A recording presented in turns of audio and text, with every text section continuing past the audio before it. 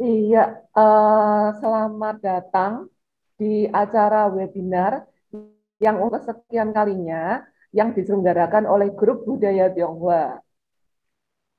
Dan kali ini tema yang akan kita bawakan adalah eksorsisme dari perspektif Katolik dan perspektif Tionghoa dalam kurung Taoisme.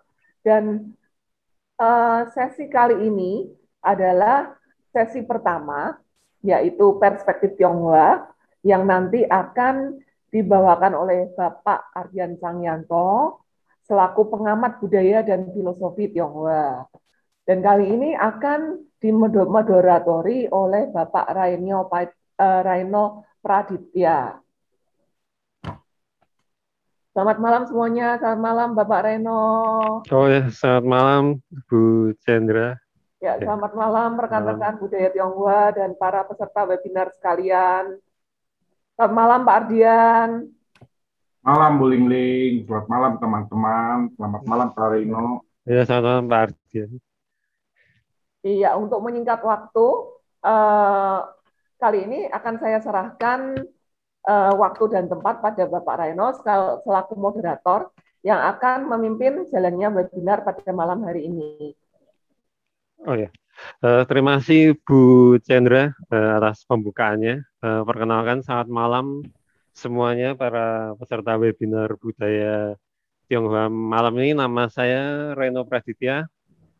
Saya hari ini akan memoderatori webinar tentang eksorsisme yang dibawakan oleh Bapak Ardian Cangyanto. Ya.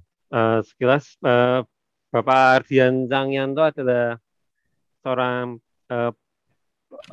pemerhati budaya Tionghoa dan Taoisme. Ya, beliau sekarang sedang menempuh pendidikan magister S2 untuk filsafat di Universitas Parahyangan. Ya. Beliau akan memberikan kepada kita tentang bagaimana perspektif eksorsisme menurut dalam perspektif Taoisme.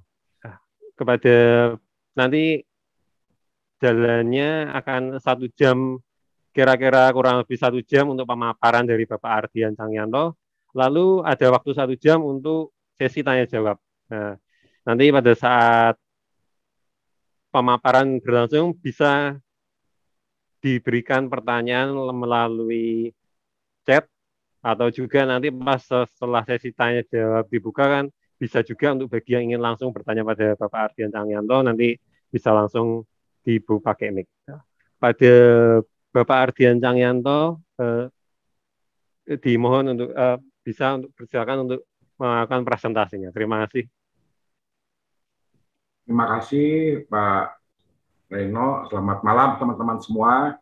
Pada hari ini saya akan mempresentasikan tentang apa itu eksorsisme dalam budaya Tionghoa. Okay. Penyebutan eksorsisme itu berasal dari bahasa Latin yang bicara mengenai suatu upaya untuk mengusir ataupun menetralisir manusia yang dirasuki dalam tanda kutip oleh roh jahat ataupun roh buruk, bisa karena arwah, bisa karena kekuatan yang lain. Dalam khasana Tionghoa itu begitu banyak penyebutannya, misalnya Fumo Xiang Yao, kemudian juga Hosa, Chansa, Tang Hui, Tang Mo, Ci Gui, Qi Gui Bixie. Jadi kenapa begitu banyak? Karena mereka akan pembagiannya juga. Jenis-jenisnya akan ada semua. Di mana pada hari ini saya coba mempersingkat pemaparannya. Semoga bisa jelas bagaimana cara mereka melihat atau menyikapi apa itu eksorsisme dan mengapa terjadi dan bagaimana caranya. Oke ya, kita masuk dulu pada pengertian-pengertiannya.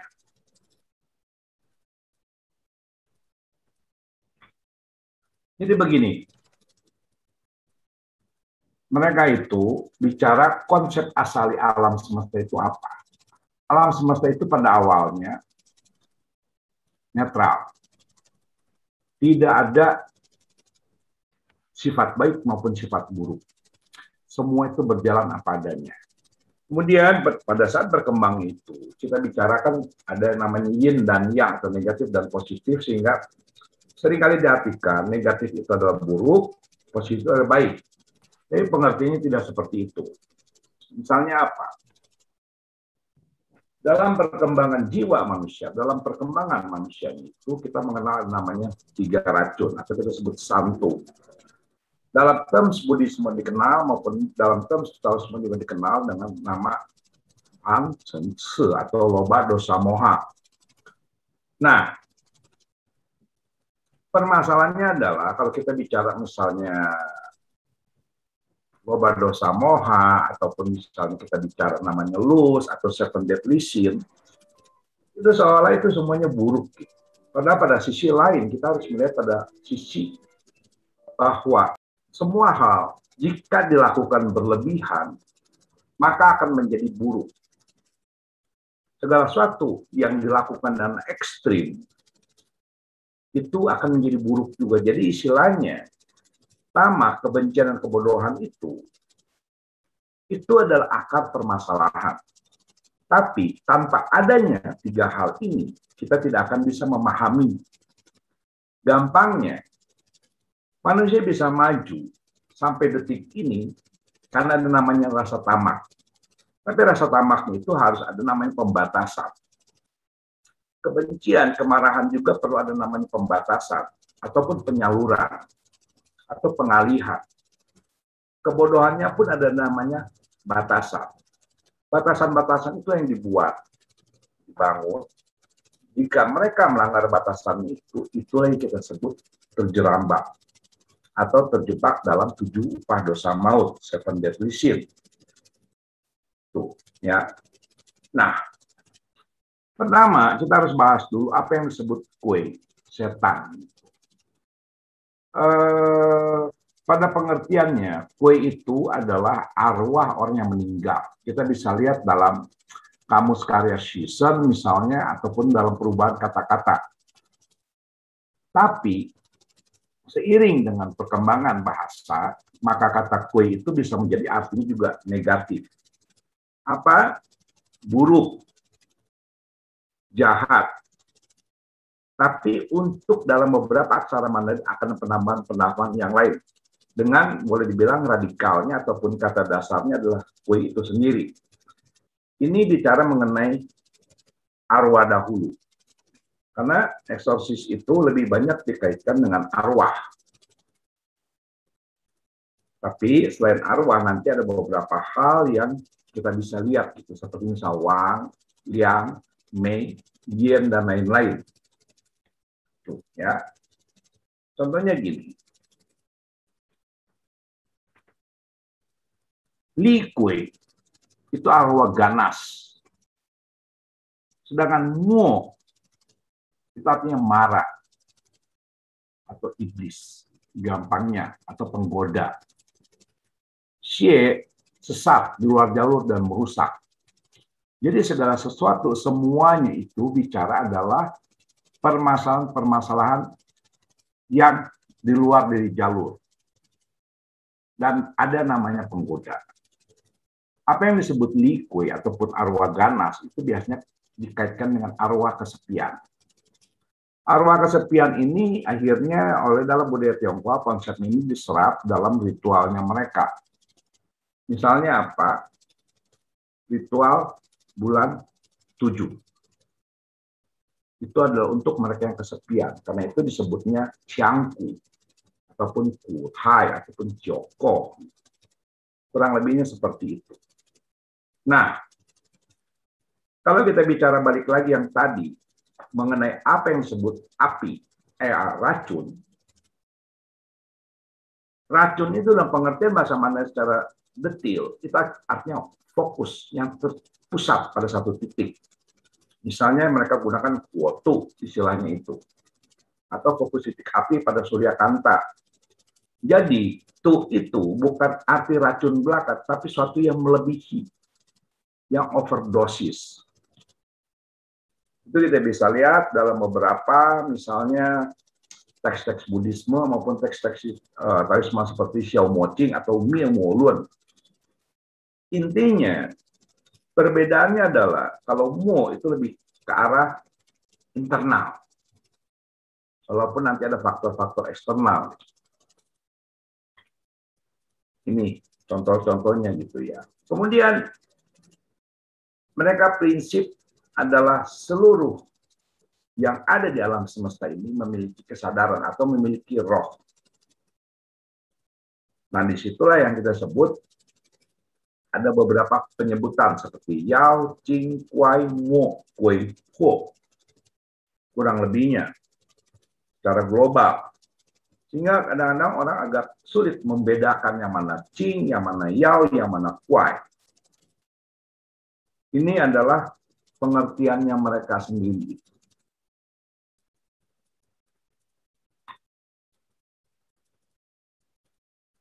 Nah, kemudian ada yang disebut Sa. Seperti tadi kita lihat ada namanya Qi Kui, Qi Mo, Tui Sa, segala macam. Artinya adalah suatu hal yang bersifat buruk.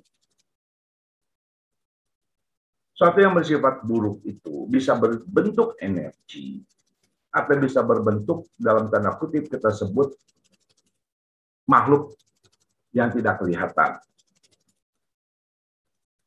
Makhluk yang tidak kelihatan ini penanganannya akan berbeda dengan cara untuk yang kita sebut energi buruk. Secara pengertiannya, Sa ini adalah membunuh atau mati. Bunuh atau mati. Atau berhenti, berakhir. Seperti misalnya dalam bahasa Mandarin, kalau kita ketemu Nian Sa, berarti itu akhir tahun. Atau berakhirnya tahun. Jadi dalam hal ini, bahasa Mandarin itu satu aksara memiliki banyak makna. Nah, Sason ini seringkali dikaitkan dalam beberapa hal seperti misalnya kue-kue ataupun misalnya arwah yang meninggal itu kembali ke rumah. Pada saat dia kembali ke rumah, itu seringkali ada namanya Sason yang mengikutinya. Atau kalau misalnya kita ke tempat duka, itu suka ada yang disebut yen. Itu artinya termasuk Sason. Sehingga penanganan itu akan selalu berbeda. Dan apa dampaknya? Dampaknya itu bisa membuat seseorang itu menjadi sakit dalam perspektifnya mereka ya. Bisa sakit atau rezekinya buruk, atau tidak nyaman hidupnya, dan berbagai macam hal lainnya. Sehingga mereka membuat berbagai macam ritual, berbagai macam cara untuk mengatasi hal-hal seperti itu.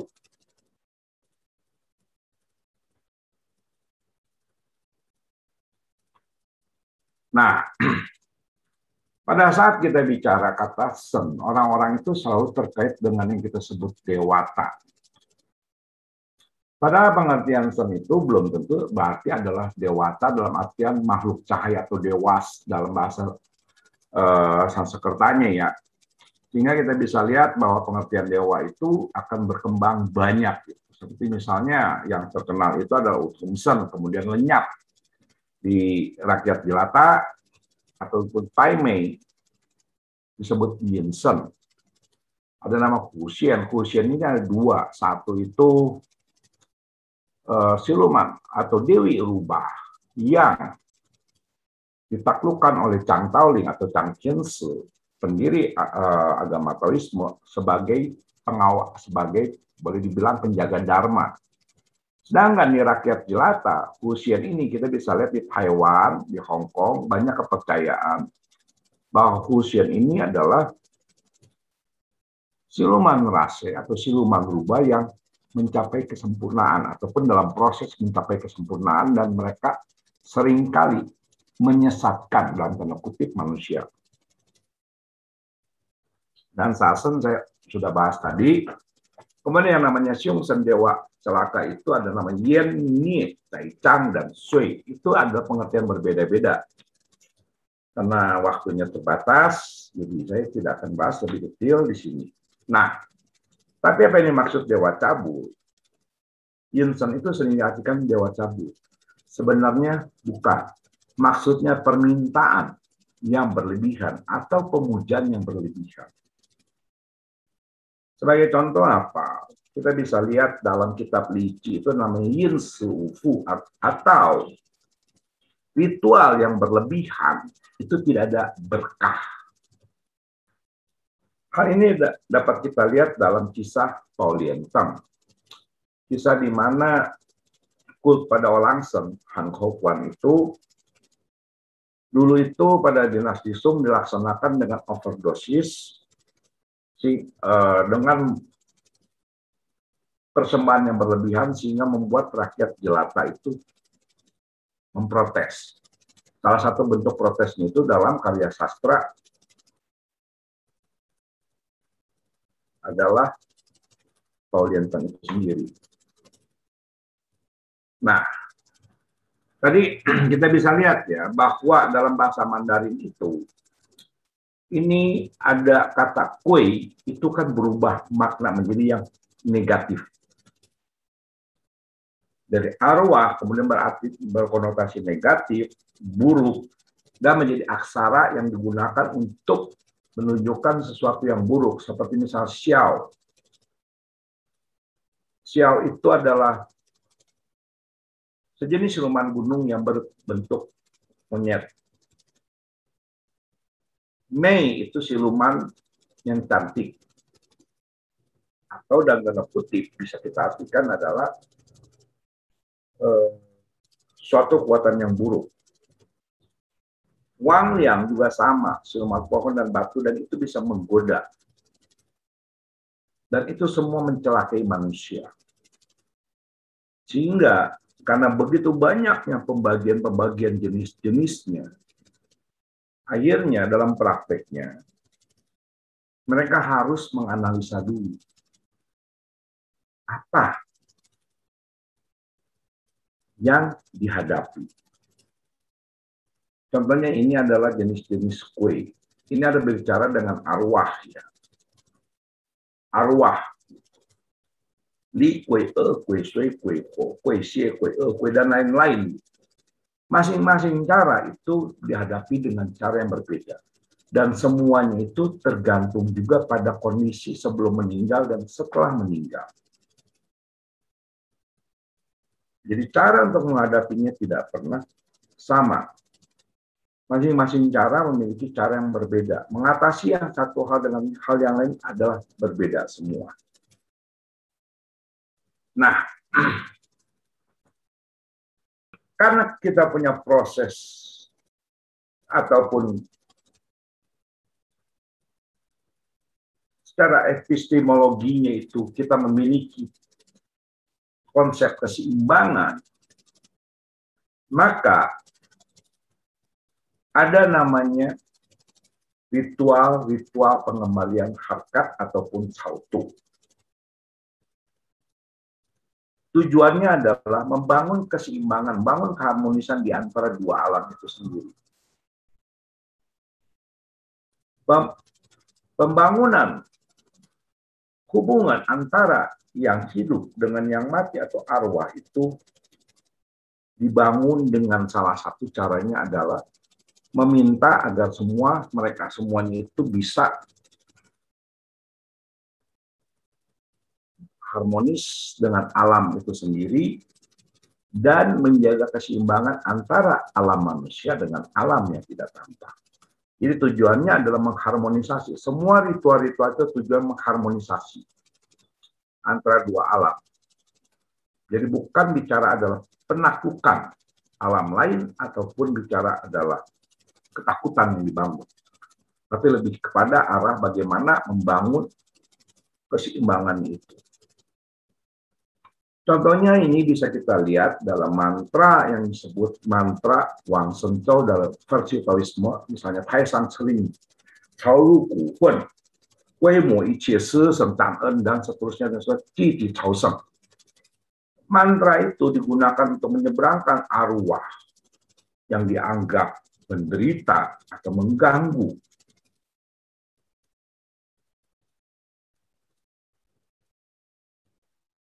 Manusia itu adalah dengan mendoakan agar semuanya itu bisa tentram di alam kematian. Jadi bukannya dengan kata membunuh, dengan kata mengusir.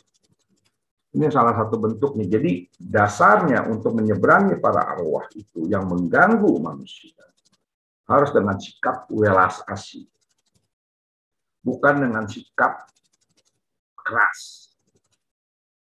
Jika sikap welas asih tidak bisa, maka kita gunakan sikap keras. Kurang lebihnya seperti itu. Kemudian apa sih syarat-syaratnya untuk menjadi seorang? Dalam artian seorang eksorsis ataupun yang bisa mengatasi alam-alam lain yang mengganggu manusia. Syarat yang pertama itu keberanian. Keberanian memegang nomor satu. Karena kita bicara adalah untuk mengusir para arwah itu. Tapi keberanian harus diimbangi disertai budi pekerti. Tanpa disertai budi pekerti, maka Anda menjadi sewenang-wenang. Maka harus disertai dengan budi pekerti. Kemudian, istilahnya kemampuan batiniah itu bisa didapat dari hasil ritual, doa, apapun yang Anda pupuk. Kemudian bicara apa? Bicara adalah energi asali. Bagaimana energi tubuh kita itu kuatnya seperti apa? Karena itu boleh bilang energi bawaan. Selain energi bawaan, bicara bakat. Jika tidak ada bakat, atau anugerah dalam arti lain, maka tidak akan bisa. Karena anugerah setiap orang itu tidak sama. Anugerah yang dimiliki setiap orang itu tidak sama semua. Baru setelah itu, mereka ada namanya garis sesepuh atau garis perguruan. Di mana tujuannya itu adalah nanti, pada saat ritual tertentu, dia akan menyebut lineage garis perguruan. Dalam artian seluruh guru-guru ataupun para sesepuhnya itu ikut turun melindungi, ikut turun membantu. Kemudian ada namanya perlindungan ataupun baptis atau trisarana. Permasalahan ini ada kemampuan harus bisa visualisasi. Bagaimana Anda melakukan visualisasi? Bagaimana Anda itu pada saat membaca doa ataupun mantra ataupun talisman ataupun langkah itu semua bicara visualisasi. Kemudian juga bicara fisik Anda harus sehat. Atau kemampuan tubuh Anda harus baik. Dan bagaimana pikiran dan hati itu segar. Jadi saat Anda membaca doa, Anda nggak akan bisa sambil memikirkan hal lain. Jadi intinya adalah satu garis semua yang diucapkan. Semua yang dilaksanakan satu garis. Tidak boleh ada pikiran lain yang masuk. Itulah kurang lebihnya syarat-syaratnya. Kemudian dalam Taoisme itu ada namanya Lu dan Qi. Lu dan Qi itu bicara adalah otoritas atau hak. Misalnya, Lu tingkat 1 hanya bisa mengundang, memerintah dewa-dewa tertentu dan ritual tertentu. Semakin tinggi Lu yang Anda terima, maka otoritas Anda semakin tinggi. Begitu juga dengan C. Jadi, Lu dan C ini dalam Taoisme mainstream itu menentukan otoritas Anda dalam hal melakukan ritual-ritual. Dan ini beda dengan namanya Tutie. Tutie ini boleh dapat dikatakan adalah semacam KTP saja. Tapi yang menentukan itu adalah Lu dan Tie-nya. Tentunya ini juga harus disertai dengan persyaratan yang sebelumnya. Nah, pada akhir intinya adalah mereka semuanya itu seringkali secara sadar maupun tidak sadar itu menggunakan 3 kekuatan. Ada yang disebut 3 kekuatan. Pada saat Anda melihat misalnya ada film-film misalnya vampir yang dimainkan oleh Richard Ing, itu mereka membawa fatwa segala macam, itu bicara ada kekuatan prekogniental ataupun kekuatan sebelum alam terbentuk. Kekuatan sebelum alam terbentuk itu kita sebut Tao Chi. Kekuatan energi yang membentuk alam semesta. Kemudian setelah itu ada yang namanya kekuatan alam. Kekuatan alam itu sering dijawantahkan dengan dewa-dewa. Misalnya kekuatan alam yang paling sering digunakan itu adalah petir. Kemudian yang ketiganya terakhir, itulah kekuatan dewa yang benar. Yang disebut kekuatan dewa yang benar itu adalah mengundang atau atas nama makhluk-makhluk ilahi yang memiliki sifat welas asih dan pemberani dan bijaksana. Kenapa kekuatan dewa yang benar itu diundang? Karena pertama, mereka itu pastinya akan menggunakan satu konteks yang dikatakan adalah artinya dengan trustnya atau kebijaksanaan menaklukkan segala macam iblis, welas asih, dan berani. Jadi 3 kekuatan inilah yang seringkali dimainkan pada saat ritual-ritual eksorsisme, nyentitarisme. Tuh. Baik dalam bentuk mantra, ataupun kita sebut doa, ataupun kita sebut kitab yang dibaca, atau keng, ataupun king, ataupun sutra, atau pada saat melangkah, menggunakan langkah. Langkahnya itu mereka ada visualisasi seolah sedang membangun sesuatu, sedang bergerak ke arah mana. Dan mudra ataupun gestur tangan. Itu semuanya adalah bicara mengenai bagaimana melatih juga kekuatan fisik.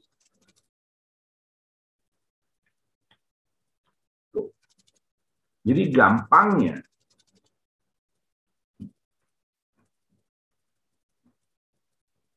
kekuatan Tao itu adalah energi asali, energi prekogniental.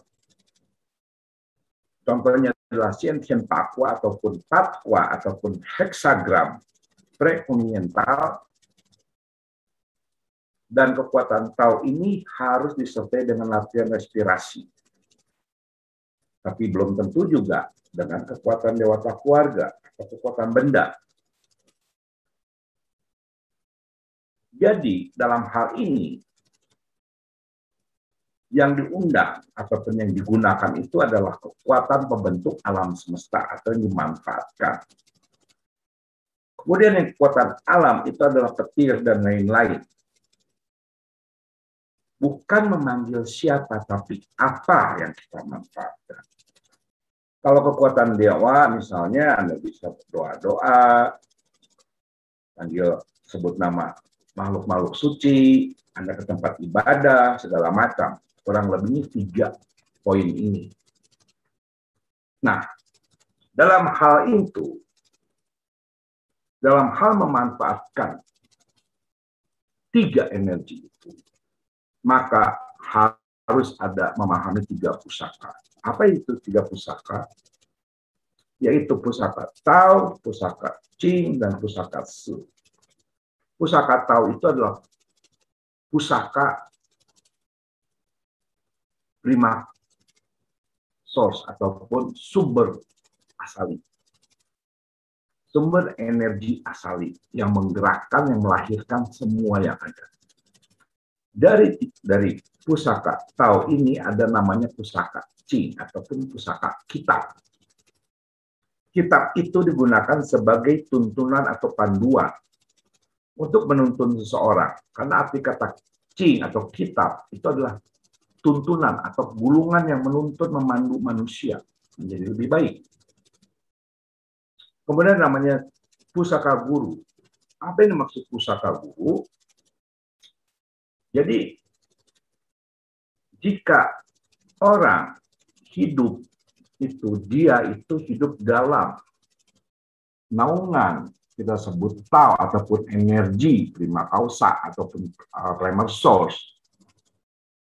Dan dari situ ada namanya guidance, petunjuk. Petunjuk itu kitab-kitabnya.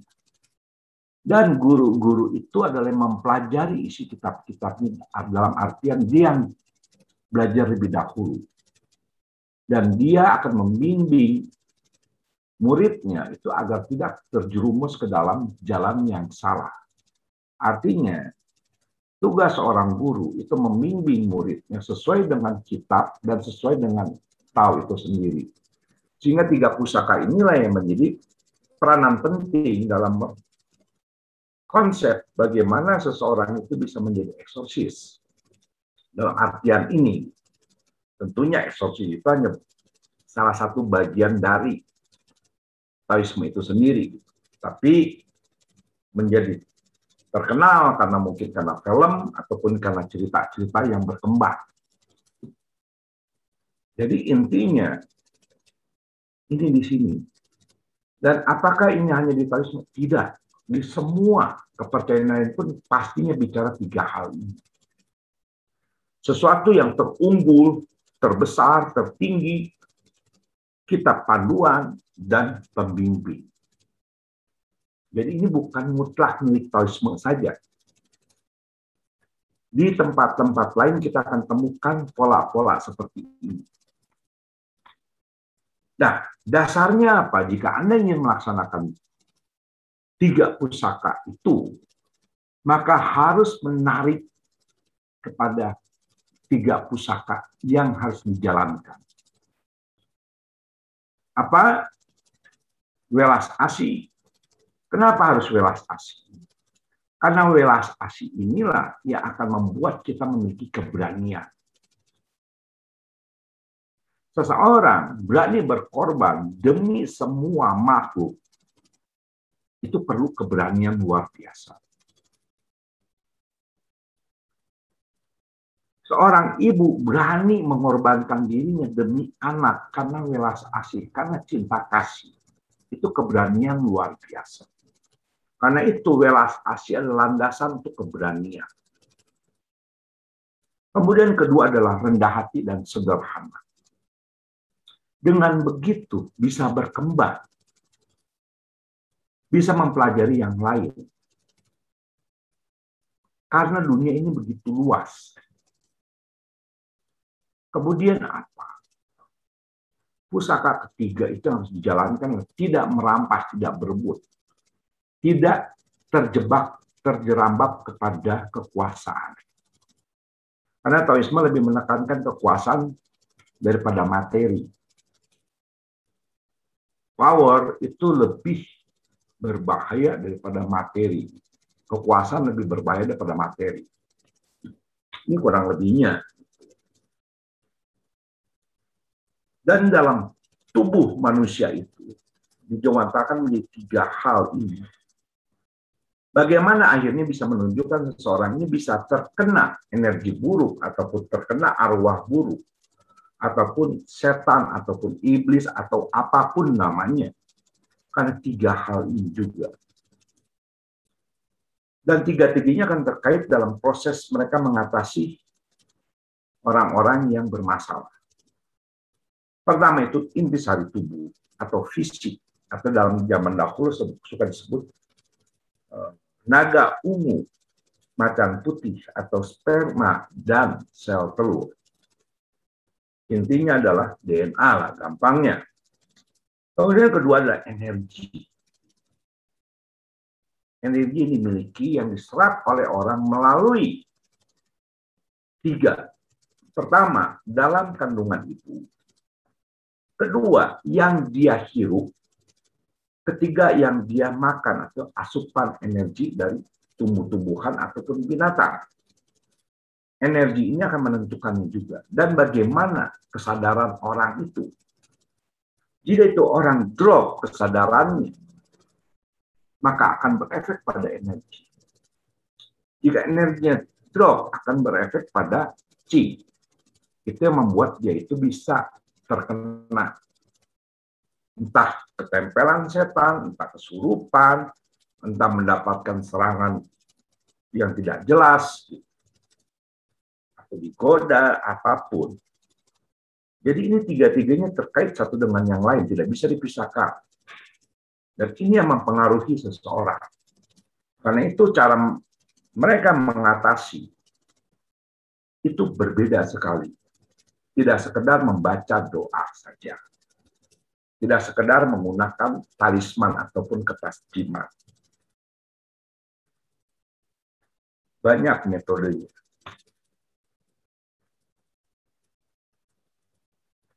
Jadi gampangnya, kalau saya artikan, qi ini adalah kekuatan fisik, qi adalah kekuatan energi kehidupan, dan shen itu adalah kekuatan pikiran.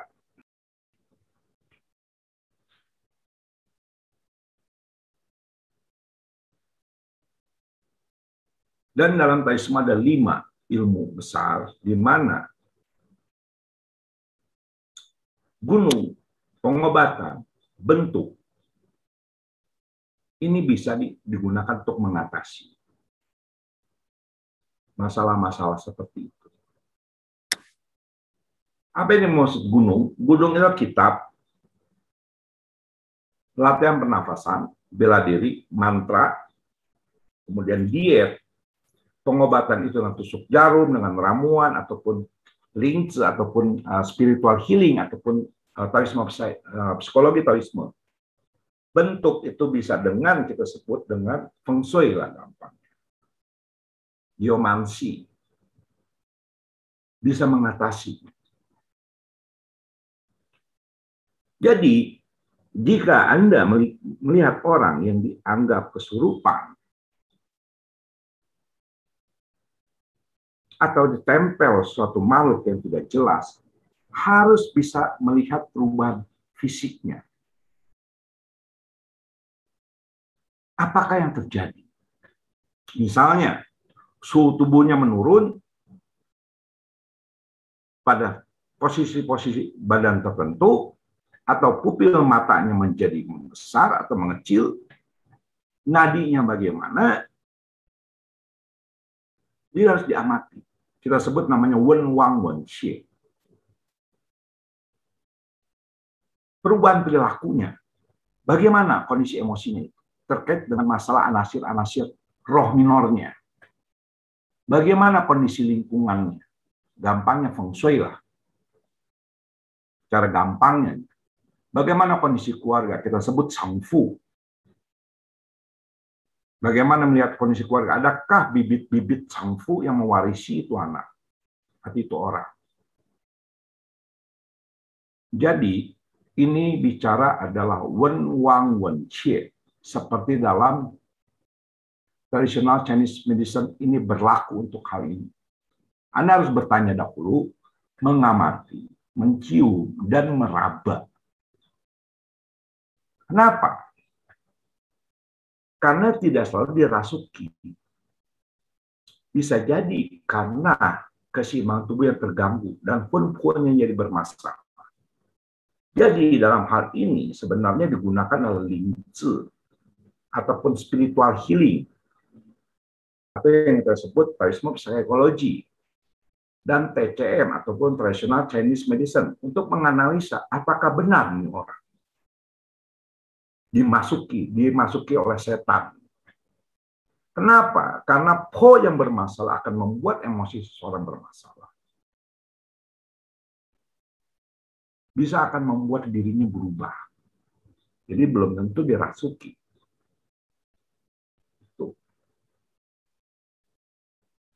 Misalnya apa? Misalnya kita sebut Zhongxie ataupun terkena yang tidak baik, itu pun yang tidak balance, itu karena lingkungan.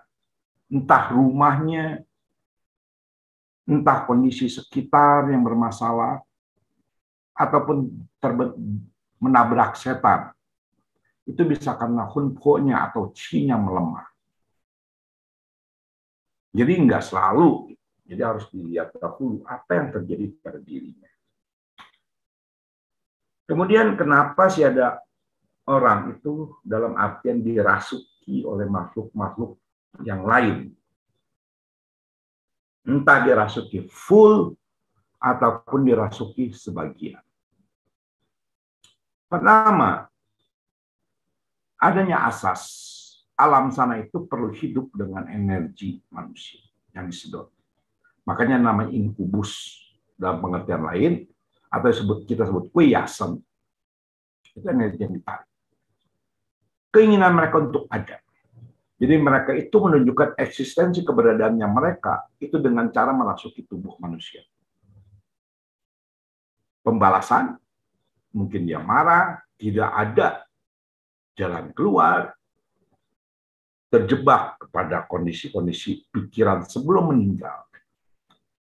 Keempat, tiadanya jalan, artinya tidak menemukan jalan untuk keluar dari yang menjerat dirinya, atau artinya dia terikat pada ruang tempat kematian. Kelima, itu mencari teman. Biasanya mereka itu kesepian. Keenam ini mencari pengganti. Biasanya kalau mencari pengganti itu seringkali yang terjadi itu di tempat yang angker itu sering terjadi kecelakaan. Konon, itu bisa dianggap mencari pengganti atau mencari teman. Ini. Dan kenapa bisa terjadi? Kita bicara tadi yang namanya 3 pusaka tubuh. Artinya terkait dengan energi tubuh yang lemah, ataupun chi yang lemah, konsentrasi yang lemah, ataupun sen yang lemah. 3 adalah changfu, ataupun keturunan. Artinya DNA-nya.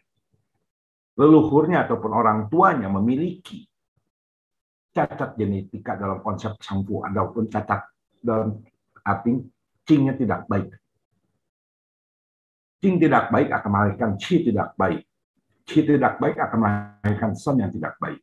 Jadi konsep Changfu ini yang ada.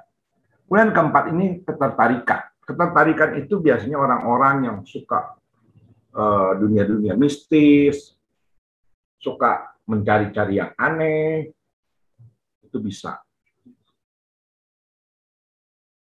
Kemudian kelima itu adalah Hunpo yang lemah. Hunpo yang lemah itu bisa disebabkan karena pola hidup yang kacau. Kita sebut adalah Shen Hun Tian Tao. Jadi terbalik-balik itu semuanya pola hidupnya. Dan terakhir adalah kembali lagi konsep Changfu ataupun yang disebut karma. Karmanya bisa disebabkan warisan, bisa disebabkan karena perbuatan atau ketertarikan. Perbuatan bisa beragam macamnya. Nah, dalam hal ini ada 2 macam kita sebut trends ataupun kerasukan. Itu adalah sebagian dan full. Ada beberapa kasus, misalnya tangannya yang menulis terus-menerus, atau kupingnya mendengar terus-menerus, atau melihat terus-menerus, kita bisa kategorikan itu adalah sebagian. Artinya indera-inderanya ataupun anggota tubuhnya yang terkena. Nah, pada umumnya mereka semua itu yang merasuki tubuh manusia ataupun apapun waktu saat ditanya, diinterogasi dalam artian tanda kutip, itu mereka itu mempunyai roh yang bersifat binatang. Maksudnya apa? Minta disembah, minta dituruti, minta dihormati, minta dipuja. Umumnya pada saat terjadinya tren itu mereka menakut-nakuti. Bahkan mengangkat dirinya setinggi mungkin. Entah dia penguasa apapun. Bahkan dengan gaya-gaya yang aneh-aneh. Itu bersifat binatang dan tidak perlu ditakuti. Kita sudah takut duluan. Karena perilakunya, gayanya, dan pengakuannya nggak perlu kita takuti. Kemudian yang paling sering digunakan dalam berbagai ritual di Taoisme itu adalah petir. Petir ini dalam banyak kebudayaan dianggap sebagai senjata dewata. Misalnya Zeus, senjatanya petir. Bahkan dalam agama lainnya pun, Tuhan itu salah satunya adalah menggunakan petir. Petir ini dalam konsep Taoisme itu bukan saja pembasmi yang jahat, tapi dia adalah pemberi kehidupan untuk membersihkan yang buruk atau untuk purifikasi. Petir ini dianggap sebagai sebagai energi pembentuk alam semesta. Sehingga mereka menggunakan petir ini dalam boleh dibilang 90% ritualnya menggunakan petir, talismannya juga menggunakan petir. Itu yang mereka gunakan paling umum. Kenapa petir? Karena mereka prinsip plus dan minus, yin dan yang. Gampangnya Lei Qi atau Lei Kung dan Tianmu. Dalam pengertian mereka saat dijawantakan dalam bentuk wujud, itu diwujudkan pria dan wanita, atau kita sebut dewa petir dan bunda guntur atau Lei Kung Tianmu. Padahal kita lihat Lei Qi itu adalah plus dan minus. Dan mereka juga percaya bahwa petir ini adalah kekuatan alam asali pemberi kehidupan, dan tubuh manusia itu juga memiliki petir. Dalam artian tubuh manusia itu memiliki bioelektrik, dan bioelektrik itu dipercaya bisa mengatasi hal-hal yang buruk seperti itu. Disebut 5 petir karena adanya bergerak di antara langit dan bumi, dan 5 itu adalah angka pusat, angka center. Kurang lebihnya. Jadi, bagaimana cara mengatasinya? Pada umumnya, setelah kita melihat menganalisa dengan konsep Wen Wang Wen Xi itu, ataupun dengan pengamatan, dengan diskusi, dengan meraba, dan lain-lain metode yang secara empirik kita lihat dahulu, itu diperbaiki energi tubuhnya. Energi tubuhnya yang diperbaiki. Misalnya, nafasnya ataupun apa yang harus dia makan. Kemudian juga memperbaiki jalur meridian tubuh. Misalnya, ada beberapa titik di meridian Den. Misalnya Densu, Changjiang itu di meridian Den sama Tu. Itu titik-titik jalan darah yang digunakan, yang ditusuk dengan tusuk jarum. Kemudian menggunakan purifikasi lingkungan sekitar. Purifikasi itu bukan selalu dengan doa. Bisa juga menggunakan misalnya beberapa bahan-bahan tertentu yang salah satunya adalah bubuk cendana dengan beberapa obat-obatan tradisional Tiongkok yang digunakan untuk membersihkan energi sekitarnya. Jadi, tapi pada intinya adalah menaikkan energi positif dalam tubuhnya. Karena itu salah satu yang sering dipakai itu adalah jahe. Atau kita kadang-kadang menggunakan yang disebut moksa ataupun aicao. Itu. Jadi, nggak sekedar serta-merta menggunakan kertas jimat itu orang setannya bisa bersih. Enggak. Setelah selesai, itu orang juga harus diperbaiki fisiknya. Misalnya, jadi kita harus tahu gitu, kenapa bisa terjadi. Lihat, apa terkenanya Yin, Nie, Caicang, atau Sui. Dilihat dulu. Kenapa? Oh, unsurnya tubuh yang mana yang tidak baik. Kita perbaiki. Kemudian po atau sawan. Ini yang paling sering menimpa anak kecil. Misalnya anak kecil suka jerit-jerit pada saat malam hari, suka nangis segala macam. Itu adalah kita sebut king atau keng, atau dalam artian kaget, terkejut. Itu karena po-nya melemah atau ada po dari luar ingin masuk, maka diberikanlah obat.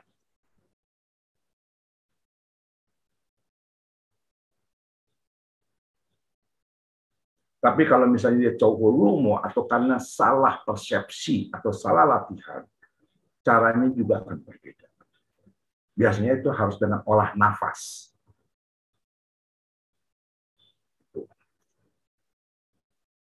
Nah, Taoisme itu percaya bahwa semua benda yang di alam semesta itu memiliki daya guna.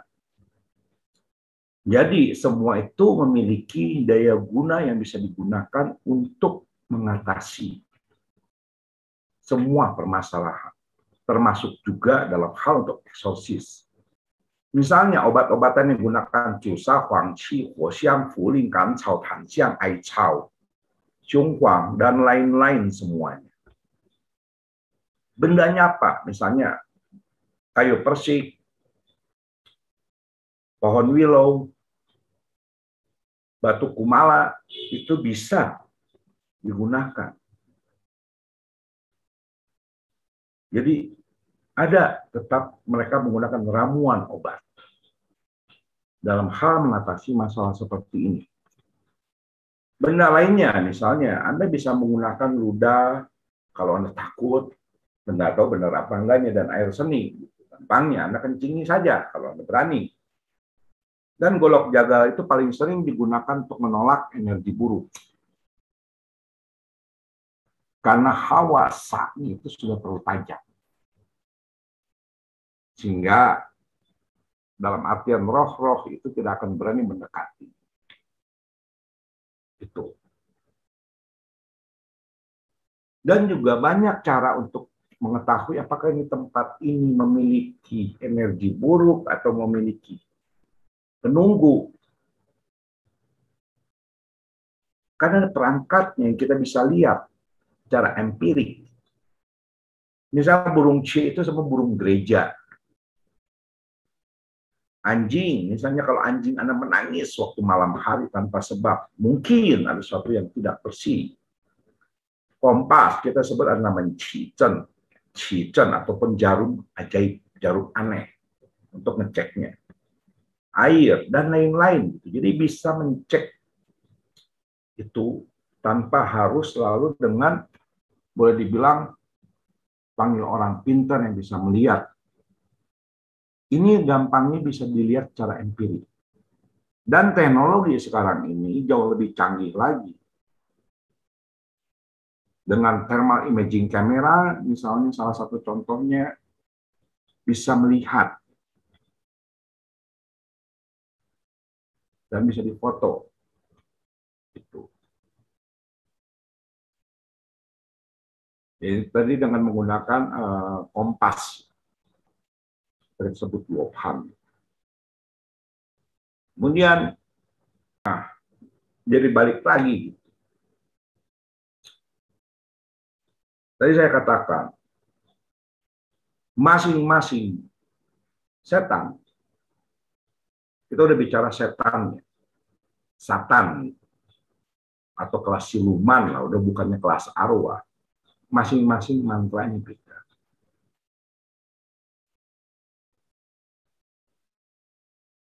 Masing-masing mantranya beda, nggak sama.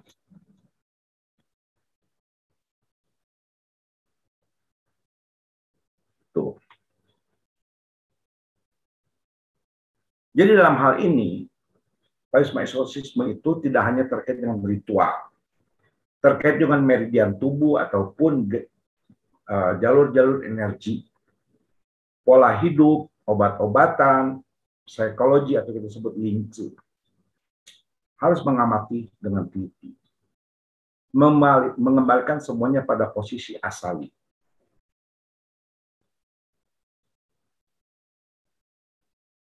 menggunakan metode dari 5 ilmu itu untuk mengetahui apakah kerasukan atau gampangnya penyakit kejiwaan. Kalau kita bisa memilah-milahnya itu, maka kita akan bisa tahu gitu apa yang harus kita lakukan.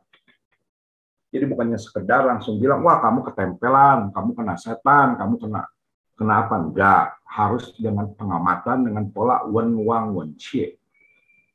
Intinya adalah menggunakan kebijaksanaan. Tidak semua itu adalah terkait dengan makhluk halus. Karena itu, salah satu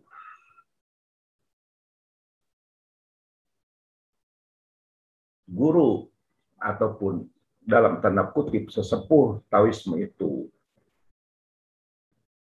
yang membangun dasar pengobatan Taoisme. Dia mengatakan begini, Pian Xie namanya, kurang lebih 300-an sebelum Masehi. Dia mengatakan begini, Xin Wu Pu Xin Yi Pu Zi Ye, artinya percaya pada saman atau dengan ritual saja, dengan usir-usir setan, tapi tidak percaya dengan pengobatan, tidak bisa diobati. 300-an sebelum Masehi, beliau sudah mengatakan seperti itu. Dan itu yang menjadi dasar dari Taoisme, pengobatan Taoisme. Pengobatan Taoisme itu akhirnya juga berkembang kepada penyakit-penyakit kejiwaan. Misalnya Sesan Kui Xie, Jiu Zhen Huan Yang, dua metode yang sering digunakan itu untuk mengobati orang yang kesurupan atau kerasukan. Bahkan bisa digunakan untuk orang menderita skizofrenia pada zaman dahulu. Jadi pengamatan-pengamatan itu digunakan. Ini kurang lebihnya. Nah, ingat baik-baik. Jadi ada satu legenda di kalangan yang pernah saya temui di Taiwan dulu, dia pernah mengatakan begini. Yang menakutkan itu bukan iblis yang memasuki tubuh manusia, tetapi merasuki hati manusia. Karena itu disebut Tao Kau Itsu, Mo Kau Icang. Artinya tahu cuma satu jengkal, Mo ataupun marah ataupun iblis itu satu tumbak. Merasuki hati manusia. Jadi yang kesurupan nggak perlu takuti. Kalau yang ditakuti itu yang mengubah perilakunya dia tanpa kita sadari. Kemudian konon dalam legendanya, dalam perkumpulan tersebut dia pernah ada kata-kata seperti ini, bahwa kekuatan dewa-dewa itu hanya di langit atau di awang-awang, tapi kekuatan kami sudah memasuki ke dalam bumi dan mempengaruhi manusia menjadi jahat. Jadi, dalam konteks Taoisme itu, yang berbahaya adalah iblis langit dan iblis bumi, yang merasuki manusia dengan berbagai macam godaan manusiawi. Kalau kita mau teliti, teks-teksnya semua itu bukanlah dalam artian makhluk, tapi lebih ke arah pikiran-pikiran manusia yang terjerambab kepada dualisme, kepada yang dianggapnya baik, atau 3 racun yang berlebihan. Overdosis tidak bisa mengontrol 3 racun itu, yaitu tamak, kebencian, dan kebodohan. 3 racun itu ada. Tapi 3 racun itulah yang bisa membuat manusia menjadi iblis dalam artian sesungguh-sungguhnya. Kenapa bisa terjadi kejahatan? Karena adanya mengambil yang berlebihan dan merugikan yang lain. Artinya apa? Tamak, tidak pernah memikirkan orang lain, tidak bisa membalancing, menyeimbangkan. Jadi harus belajar menyeimbangkan. Jadi tidak sekedar mengusir setan saja, tapi belajar menyeimbangkan semuanya. Dan dasarnya nantinya setelah selesai semua ritual itu ada namanya metode yang disebut Xiao Cai Tui Sa Xin Fa. itu adalah 4 metode. Jadi seseorang setelah entah dianya itu kerasukan, entah dia itu tempel oleh makhluk jahat atau rumahnya buruk, dia harus melakukan pertobatan. Setelah melakukan pertobatan, dia harus mengubah diri, mengubah karakter buruknya. Kemudian harus banyak beramal. Dan keempat, dalam konsep di Xiao Trisa Shinpa ini, beribadat nomor terakhir, bukan nomor pertama. Beribadat, entah Anda Tisarana, entah Anda Baptis, entah Anda Kui, apapun namanya. Tapi harus dimulai dengan pertobatan dahulu. Jadi ini dalam konsepnya itu harus dengan 4 penopang. Tanpa adanya 4 penopang, dikatakan semua ritual tidak memiliki efek yang optimal.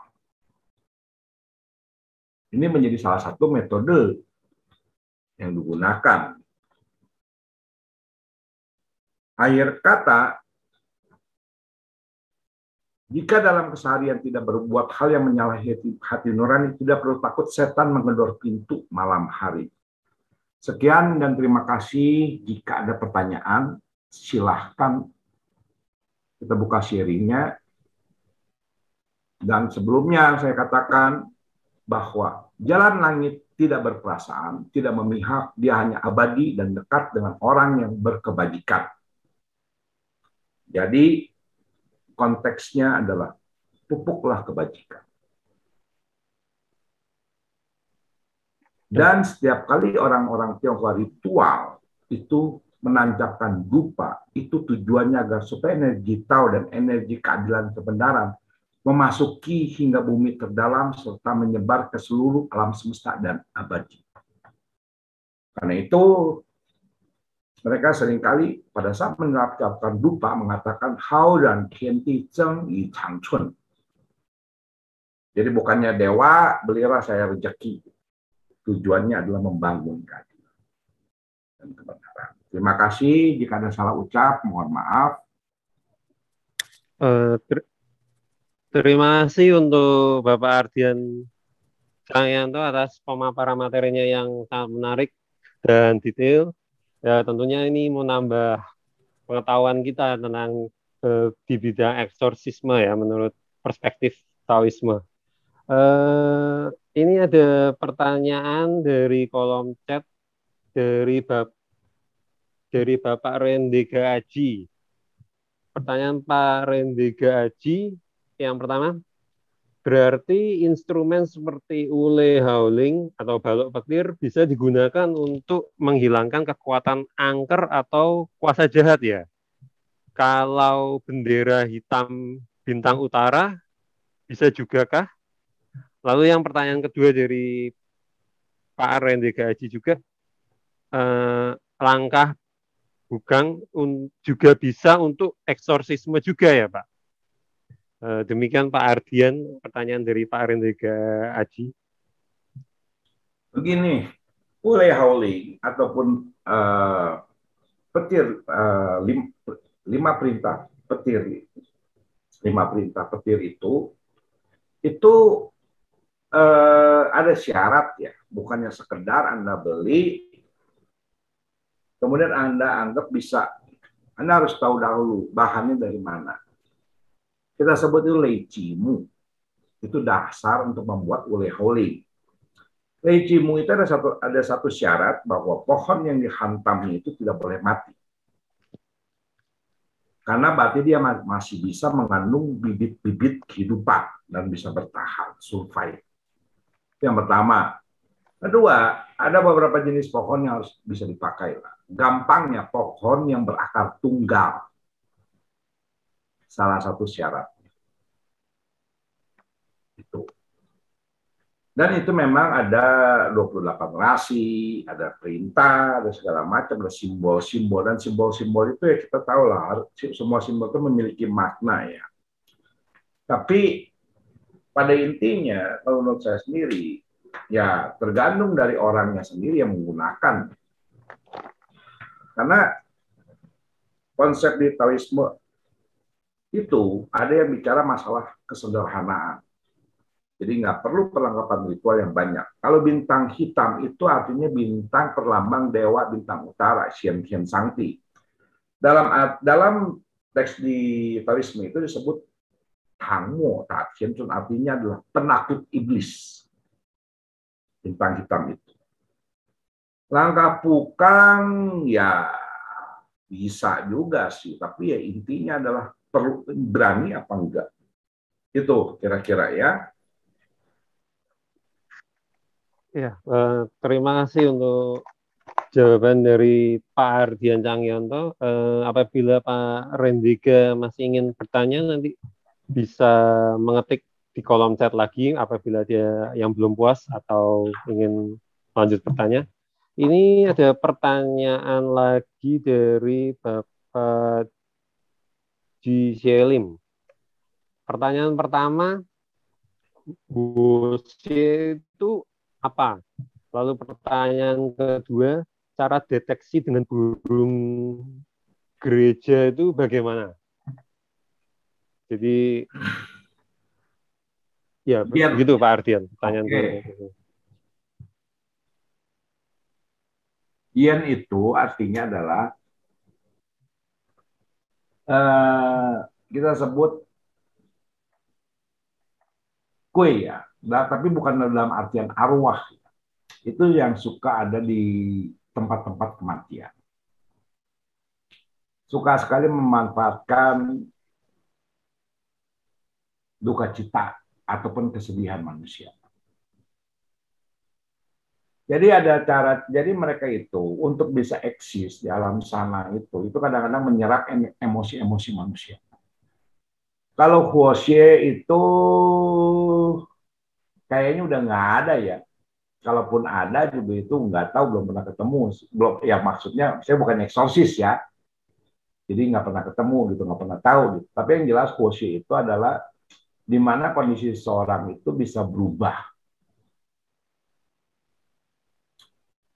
Berubahnya itu satu, fisikalnya bisa menjadi suhunya panas luar biasa, tapi badannya dingin. Kemudian juga menjadi matanya memerah, itu pada saat masuk. Tapi bisa juga menjadi satu tempat, misalnya Anda bisa cari, kita sebut Huoxie-nya ada dua, makhluk dan non-makhluk ya. Kalau Anda cari rumah, itu tempat berpanas, padahal itu lembab, ada kemungkinan Huoxie. Itu kurang lebihnya. Lalu ada pertanyaan berikut dari Pak Noviandi. Apakah seorang medium berarti juga tidak seimbang energi dan rohnya? Demikian Pak Ardian. Medium dalam artian apa nih? Hasil latihan diri, atau ditangkap, atau memang memiliki bakat atau karunia. Ini juga gitu. Ya, tapi intinya seorang medium sekalipun dia tetap harus mengikuti dua jalur, jalur kitab dan jalur guru. Dan saya rasa semua orang pun harus begitu ya. Itu. Ya, dalam beberapa kasus mungkin bisa terjadi seorang medium itu nggak seimbang. Ada beberapa kasus. Itu. Semoga jelas ya Pak ya. Ya, terima kasih Pak Ardian. Ini pertanyaan berikut dari Pak Jokar. Pertanyaannya, Pak Ardian, apabila orang kerasukan itu memengaruhi syaraf orang tersebut, maaf, bagaimana membedakan orang kerasukan dengan orang ayan, kadang suka bingung, Pak Ardian. Gini, kita bagi dua dulu. Ada yang kerasukan itu adalah Huan, dan yang kerasukan itu Ho. Kalau kerasukannya Huan, itu dia bisa berdialog. Kalau kerasukannya Ho itu hanya cuma bentuk-bentuk emosi, misalnya nangis terus, ketawa terus, atau cekikikan terus. Gitu. Itu adalah Ho, atau faktor-faktor emosional. Atau kita sebut adalah ketempelan residu roh. Itu. Jadi lihat dulu gitu. lihat juga pupil mata, kadang-kadang kita lihat suhu tubuh. Itu.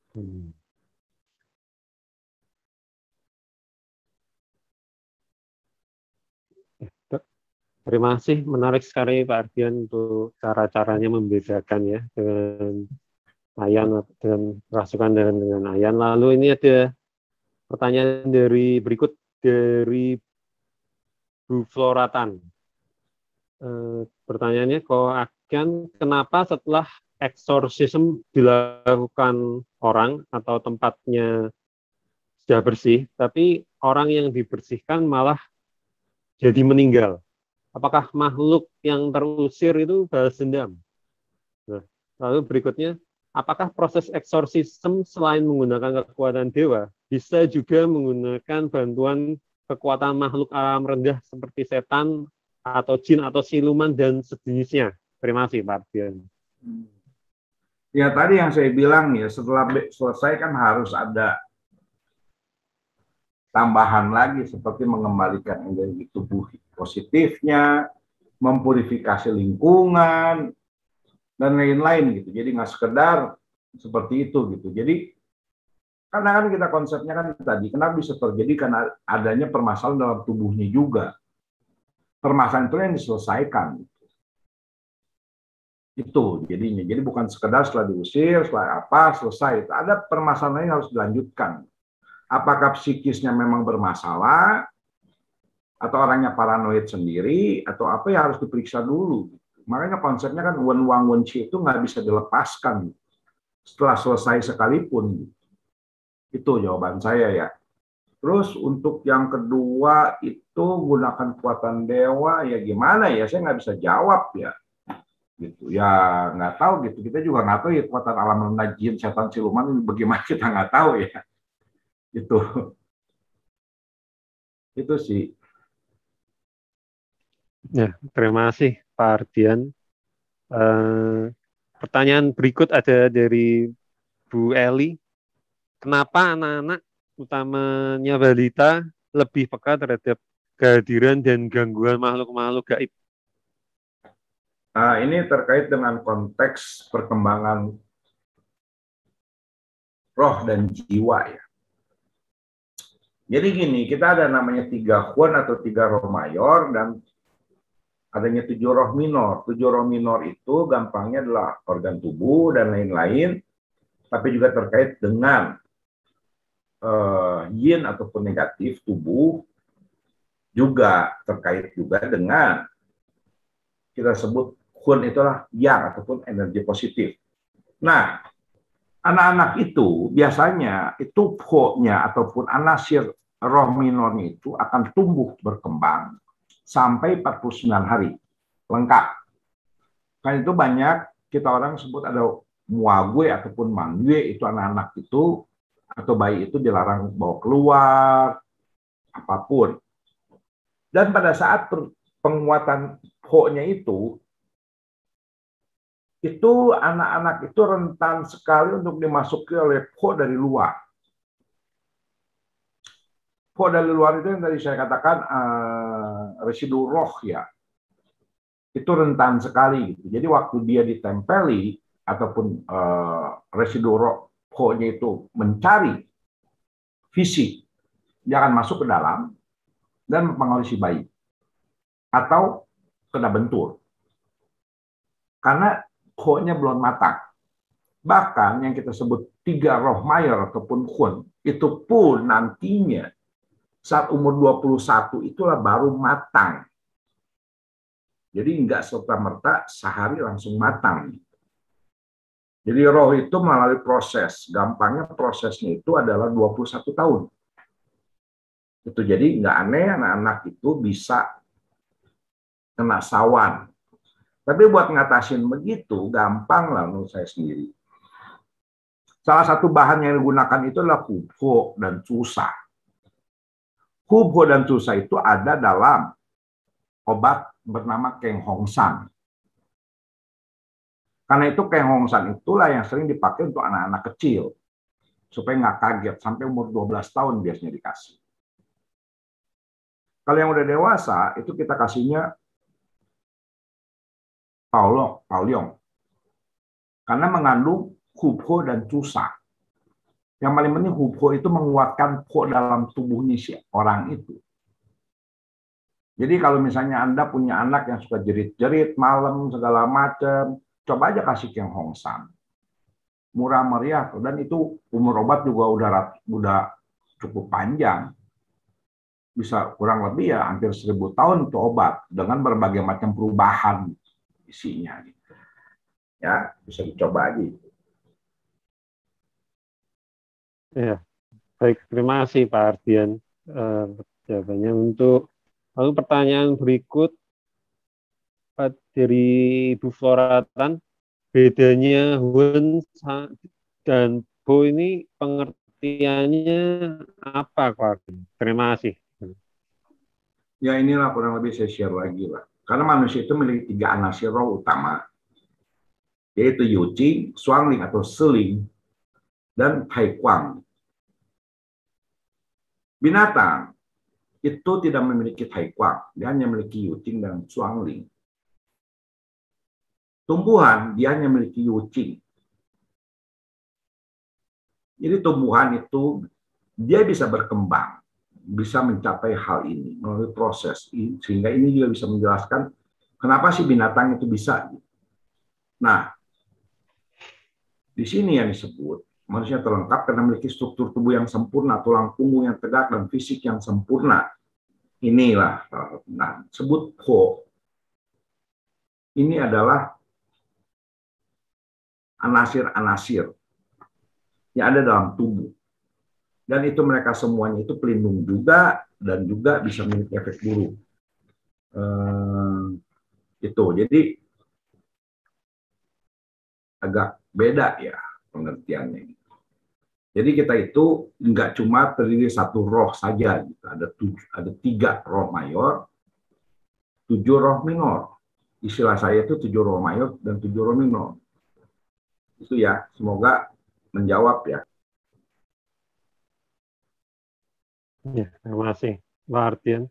Bagi para peserta lain yang ingin langsung bertanya pakai mic, dipersilakan. Mungkin kalau ada pertanyaan-pertanyaan tambahan atau yang berhubungan ini tentang eksorsisme.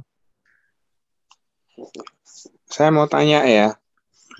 Ya, Pak Ting. Santoso ya. Gini, ya, Pak. Ini kan kita tahu ada setan kecil atau setan besar gitu ya. Nah, apa yang membuat setan itu menjadi setan kecil atau setan besar? Apakah pada waktu hidup dia berlatih suatu ilmu, atau mungkin kemarahannya dia, atau emosinya dia, atau apa, atau energinya dia? Gitu aja, terima kasih. Ya, terima kasih Pak Ting Santoso. Ya, itu menurut saya lebih ke arah emosinya ya, emosinya. Misalnya gini, dari semua arwah yang paling menakutkan itu arwah kesepian sebenarnya. Arwah yang kesepian, arwah yang tidak mendapatkan teman, gitu, dalam artian terisolasi baik pada masa hidupnya maupun setelah dia mati. Itu yang paling mengerikan. Karena apa? Karena mereka itu akan selalu mencari teman dan dengan cara-cara yang salah. Itu. Dan arwah yang karena diperlakukan tidak adil pada saat hidupnya. Tapi mereka juga ada batasan-batasan kalau kita bicara arwah. Ya. Ada batasan-batasan. Jadi gini, kita bisa lihat ya, tidak semua. Sebagai contoh gini dah, banyak orang bilang, oh itu rumahnya angker, ada penunggu, tapi dia diem di WC atau di dapur. Kita artikan adalah po sebenarnya, bukannya hun, karena dia terikat. Po itu lebih terikat pada tempat. Tapi kalau hun, dia itu bisa jaraknya lebih luas dari ikatannya. Cara mudahnya gini, po itu misalnya di tempat gelap, ya kita sebut kue lah, tempat gelap. Dia takut sama cahaya. Makanya salah satu mengatasi itu dengan lampu terang atau memberikan udara segar. Itu membersihkan udara itu dengan cara feng shui pun bisa ataupun geomansi. Nah, tapi kalau kita sebut sa, itu dia tidak takut dengan cahaya. Tidak takut dengan panas. Itu hun. Dia bisa berpindah. Jaraknya pun bisa jauh, bisa ratusan kilometer. Atau dia akan bertempat satu tempat yang bisa menikmati hujan, turun. Tapi pada umumnya itu mudah diatasi. Nah, setan besar, setan kecil, konteksnya ini ya, kita konteks arwah ya, itu dua sih menurut saya sih. Dia mendapatkan ketidakadilan pada masa hidupnya, atau yang kesepian pada saat hidupnya. Kesepian ini belum tentu berarti dia tidak punya teman. Belum tentu dia tidak punya teman dalam hidupnya. Dan itu yang paling berbahaya sih. Itu ya Pak ya. Terima kasih. Ya, terima kasih Pak Ardian untuk jawabannya. Apa mungkin satu pertanyaan dari ya, mungkin satu pertanyaan. Karena mengingat waktunya, mungkin satu atau maksimal 2 pertanyaan lagi aja dah. Atau mungkin pertanyaan-pertanyaannya akan disimpan untuk sesi depan barangkali. Ya, ini topik yang menarik sekali ya, karena apa ya, kita sebagai manusia yang hidup berdampingan dengan makhluk lain mungkin, itu kan kita banyak ketidaktahuan yang akhirnya menimbulkan ketakutan. Dan dari sharingnya Bapak Ardian malam hari ini, kita bisa dapat berbagai macam informasi. Terima kasih, Bu Lini. Cuma intinya begini aja lah, nggak cuma terkait ritual, gitu. Terkait dengan banyak hal lainnya. Gitu. Itu. Ya, jadi cara mengatasinya tidak sekedar dengan ritual, dan juga cara memastikannya juga tidak gebiak-uyah gitu. Dalam artian sama rata gitu semuanya. Cara mengatasinya berbeda-beda. Ini yang membuat menurut saya itu menarik sekali gitu. Taoisme eksorsismenya itu dari zaman dahulu sudah dikembangkan metodenya itu tidak sekedar dengan ritual saja. Salah satunya yang berperan besar itu adalah kita sebut Sun Sumao atau Sun Sumiao. Dia yang membangun polanya seperti ini. Bahkan dalam Continuing pun ada pembahasan seperti ini juga. Jadi itu yang menarik, yang membuat sisi lebih dari Taoisme tidak sekedar dengan ritual saja. Terima kasih. Ya, terima kasih Pak Ardian untuk penjelasannya. Karena sudah mencapai jam segini, saya kembalikan kepada MC acaranya. Ya, terima kasih Bapak Raino. Ya, terima kasih Anda sudah memimpin sebuah diskusi yang menarik sekali pada malam hari ini. Dan terima kasih juga pada peserta webinar pada malam hari ini yang sudah meluangkan waktu untuk mengikuti sesi pertama dari eksorsisme. Saya selaku MC mewakili panitia untuk memohon maaf apabila ada salah kata dan kekurangan dalam penyelenggaraan. Semoga webinar selanjutnya akan lebih baik. Oke, selamat malam semuanya. Terima kasih. Sampai jumpa pada acara selanjutnya.